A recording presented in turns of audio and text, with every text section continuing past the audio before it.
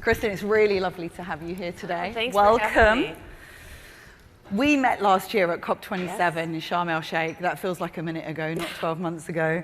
And then you shared with me some very ambitious targets that General Motors has laid out to along its sustainability journey. So I really wanted to do a kind of check-in with you and see, how is that going? And what are some of the initiatives that GM is undertaking to reduce carbon emissions and, meet your climate goals? Sure. Yeah, it's so great to be back with you again. And, it's really been a year of, I think, a lot of progress. We set these big, bold goals, as you mentioned, and they still stay the same: to be carbon neutral in our products and operations by 2040, to eliminate tailpipe emissions from new light-duty U.S. vehicles by 2035. And so we're really focused on what does it take to get there.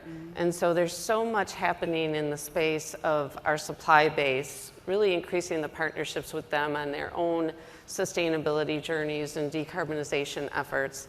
It's work that we're doing around sustainable materials and really looking for all of those ways. And then even in our facilities, water efficiency, energy efficiency, every little bit that we can save is just that much more progress towards our ultimate goal.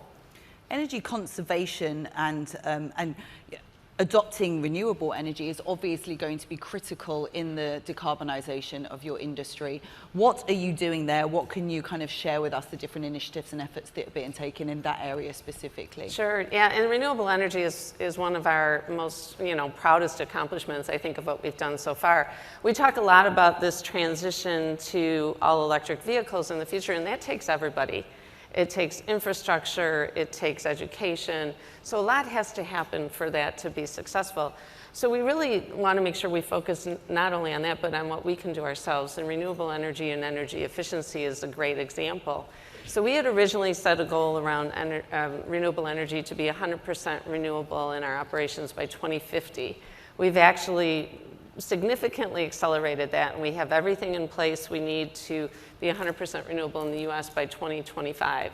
So 25 years ahead of our original goal, and we're making a lot of progress towards our goal globally for 2035. Thank you. Thanks. And really what it comes down to is, if you look at GM's total carbon footprint, it's really a small piece of it. Like many companies, the biggest piece we have is the customer usage of our products. And so our transition to all electric is really how we address that. But in order for that to really get to zero, those vehicles need to be charged with green energy. And so by making a commitment on our own in transitioning our facilities and continuing to put investments there, we're really leading the industry. We're one of the largest off-takers of all industries, but we're over 2 times farther ahead than our competitors. So we're really proud of what we've done in this space. And then everything we can do from an energy efficiency standpoint, every watt we save, really just, again, helps that equation in the long run. I'm sure I'm not the only one here wondering, how have you managed to accelerate the progress so fast? Because we all know that, we do need to speed things up. We do need to make, those goals more realized. Now, how has GM managed to do that? A lot of focus, a lot of foresight. We were engaged in the renewable space really early. We're a founding member of SEBA, the Clean Energy Buyers Alliance, and really working together with peers across other industries to make these things available and reliable and an option. And so as we've done that and really strategized of what it looks like from a total portfolio, there's a lot of discussion. I heard you just talking about financing. And that is a challenge, right? As we're all focused on how we allocate capital as efficiently as possible, we need to look at some of these goals in a bigger picture. So maybe it's not this one renewable energy project or this one facility, but in a total package, it makes good financial decision as well. And so we continue to be a little bit more strategic on how we put those together. And it really starts with setting an initial goal. You put the goal on paper, a lot of times you can get there faster than you ever thought you could because you start putting the building blocks in place. One of the issues we see at the moment around EVs is the availability of charging infrastructure. What are you doing to ensure that if somebody's buying an electric vehicle, that they are able to charge it across not just the US, which obviously a huge geography, but other areas in the world too? Sure. You know, I mean, the predominant amount in the US and honestly in a lot of places is home charging. And so GM's got a portfolio of solutions around that, and you know, charging and how you do that and how you work with the utilities and make it happen to make it as simple and possible for the customers. We also have an app that enables customers to see and plan their route and see where charging will be available. And then we're doing what we can to support the infrastructure as well. That's, you know, partnering with our dealerships is one way. And in the US alone, there's a statistic that'll say you're no more than 10 miles away from over 90% of the population is no more than 10 miles away from a GM dealership. So by the dealers thinking about where charging stations can go in their communities, it really helps solve, you know, part of that equation. And once people start seeing the infrastructure available, you know, right now we're all used to driving around and seeing a gas station on every corner. And so for a lot of customers, until they can really see charging stations in the same way, they're uncomfortable. So the more we can do to help with that, we've partnered with Pilot and Flying J across the US for the major thoroughfares. And then clearly what's happening from a public sector in those partnerships and some of the initiatives in things like the IRA that are enabling that infrastructure to be out is helping as well. And by extension to that question, really, when we look at ensuring that, you know, the transition to zero emissions can be adopted in all communities and what that needs to look like, what are you doing to ensure that it's equitable across the world and also is designed for various different, you know, societal and infrastructure kind of cities around the world? Yeah, I mean, one of the first things and most important in our eyes is the customer. And many customers use their vehicles for their livelihood. Many families have one vehicle in their family, and so it's not a choice to have a luxury vehicle or a luxury EV and then another vehicle. They need a full-size pickup truck because they do construction or they do landscaping or something that requires that capability.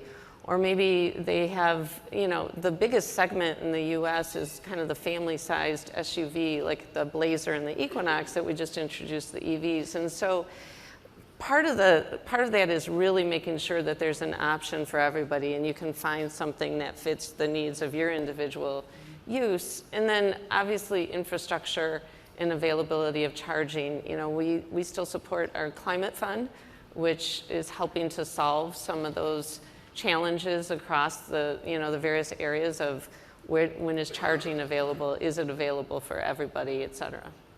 One of the things that I've heard you talk about a lot is you use the word fun when you talk about your cars and the experience of driving them. I'd love to hear from you how you combine a fun experience for the customer with positive, sustainable impact, as well as it making business sense. How are you doing that at GM? Great question, because first off, working in the car company, I mean, I'm biased. I literally grew up about 10 minutes from where I work, and I dreamed of working there. So I literally am living out my dream. But you know, cars and vehicles are something, it's typically the second largest purchase people will ever make in their life. I mean, people name their vehicles. They have an affection for them and a connection of who they are and what it says about them. And so it's really important to ensure that the vehicle is fun to drive, that it says what you want it to say about you as a person.